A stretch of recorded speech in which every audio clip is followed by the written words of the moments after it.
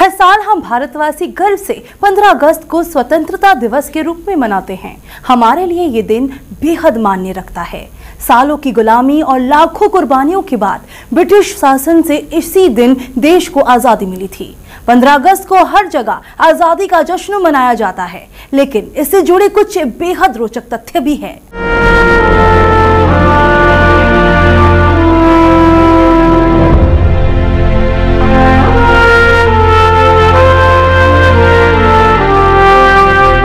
आज जब हम 71वां स्वतंत्रता दिवस मना रहे हैं और खुली हवा में सांस ले पा रहे हैं, तो इसके पीछे उन महान अनगिनत स्वतंत्रता सेनानियों का बलिदान है जिनका हम नाम भी नहीं जानते।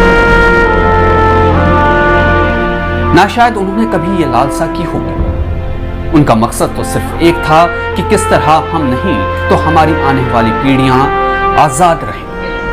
पूर्ण स्वराज के लिए हिंसात्मक और अहिंसात्मक कई लड़ाइयां लड़ी गई, तब जाकर 15 अगस्त 1947 को देश आजाद हुआ।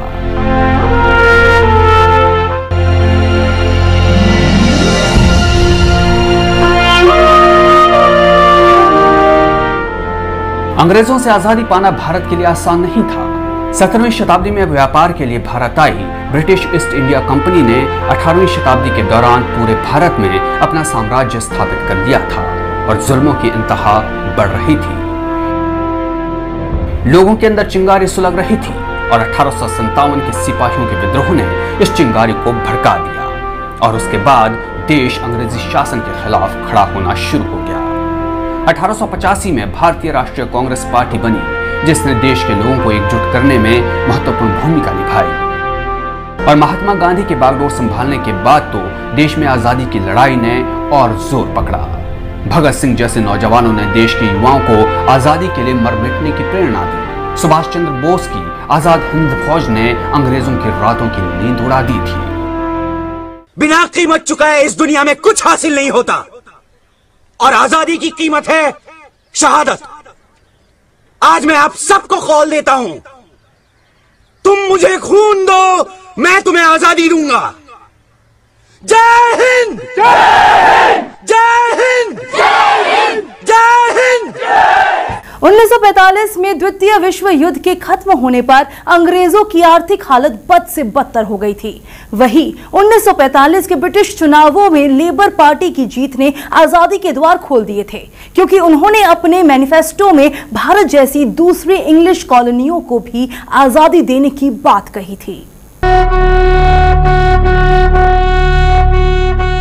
दूसरे विश्व युद्ध के बाद से ब्रिटिश सरकार पूरी तरह से यह समझ चुकी थी कि वो लंबे समय तक भारत को अपना गुलाम नहीं रख सकती। भारतीय स्वतंत्रता सेनानी लगातार लड़ रहे थे और तब अंग्रेजों ने 1947 में भारत को आजाद करने का फैसला किया।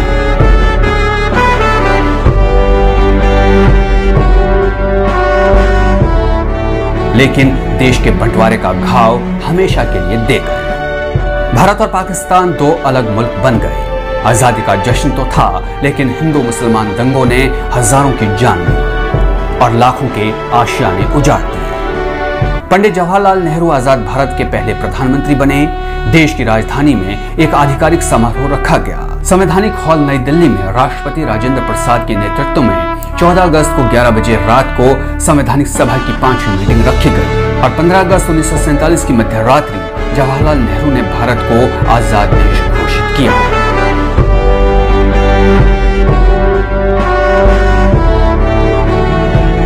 आजादी के 70 साल बाद आज देश बहुत आगे बढ़ गया है और हर साल जब 15 अगस्त का दिन आता है तो देश गर्व के साथ आजादी के इस पर्व को भव्य रूप में मनाता है।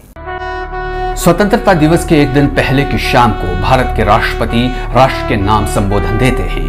15 अगस्त को देश की राजधानी में पूरे उल्लास के साथ इसे मनाया जाता है। लाल किले पर भारत के प्रधानमंत्री झंडा फहराते हैं। ध्वजारोहण के बाद राष्ट्रगान होता है। 21 तोपों की सलामी दी जाती है।